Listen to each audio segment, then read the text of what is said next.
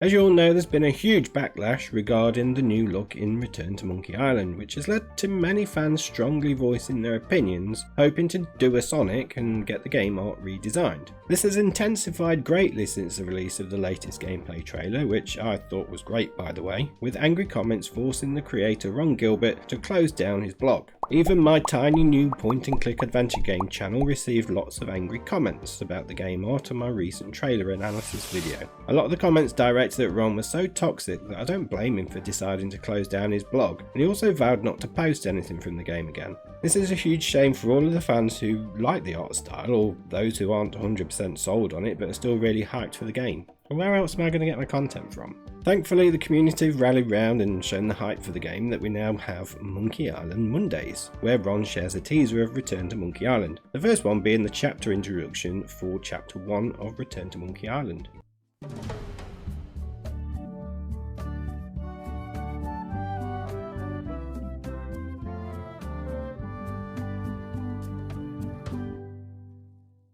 Regarding the game art, for followers of Ron, it's not too much of a surprise to see this art style. He once shared some fan art made by the artist Rex, and said it was the best version of Guybrush that he'd ever seen, the version we see today. Ron fell in love with this art style and his vision of what a Monkey Island game might look like. But why didn't he do a pixel art game like Thimbleweed Park? As Ron said in an interview, Thimbleweed Park just didn't appeal to anyone other than pixel art adventure fans. They want to reach a bigger audience, the beloved fans of the series, but also a new, younger console-based audience. I expect that Thimbleweed Park just wasn't much of a success in the grand scheme of things. So is the art really all that bad? I must admit, I loved it when I saw the announcement trailer, but that hype was dampened a lot when I saw the release screenshots because whilst I generally enjoyed the look of the game, I didn't really like the design of people's faces, which I spoke about in one of my videos. After seeing the gameplay trailer, I'm back to hype level 1000, and whilst I'm still not overly happy about the stubby legs and Picasso faces, the game looks as though it'll be great fun, and it's great to see old characters returning to the game. I actually think that Stan and Otis look great in their scene, and it certainly looks better than other scenes, but I think that's because they probably look more like their original characters than any of the others do. It's quite interesting to see the huge split in what people actually wanted the game to look like.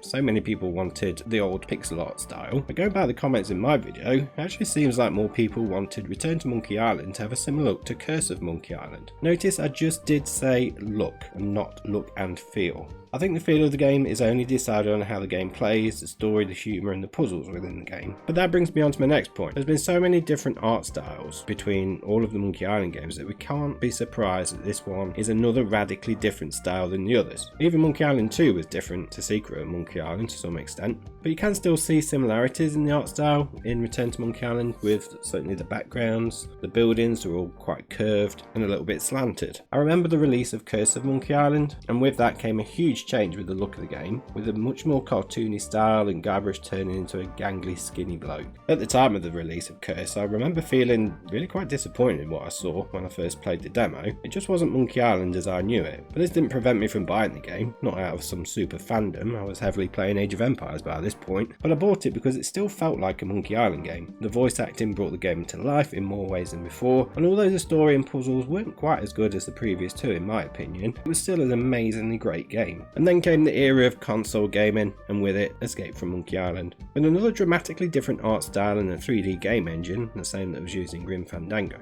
I'll be honest, I don't really like Escape. I've only played it through once, many years ago, and for me, not only did it look different, but it didn't really feel like a Monkey Island game. It was more of a platform adventure game than a point and click, and the same can indeed be said about Tales of Monkey Island, but of course, there are fans who love Escape. And then came Tales of Monkey Island with another totally different look compared to previous games, but I think it did do a better job of trying to look like all the other games for the most part. It's actually my fourth favourite out of the five, with Escape being my fifth, and Tales introduced some good characters, but the storyline was, for me, a little bit off, and the puzzles didn't quite have as much depth to them. It felt more like an interactive comic than a puzzle-based adventure point and click game. And I know Tales does have quite a few fans. I'm certainly not trying to knock Tales or Escape, they're just not my personal favourites. And then of course we had the special editions of Monkey Island 1 and 2, which brought the art style much more in line with Curse of Monkey Island, and also had similarities with Tales. I wonder if this is why people hate the new art style, why so many people think it looks nothing like a Monkey Island game, because the special editions did so much to bring the first two games in line with the other three. And this is why I say that look and feel are different things. From what I've seen so far, Return to Monkey Island feels like a Monkey Island game. Obviously this is quite a bold statement having not actually played the game, but something in the gameplay trailer just felt right.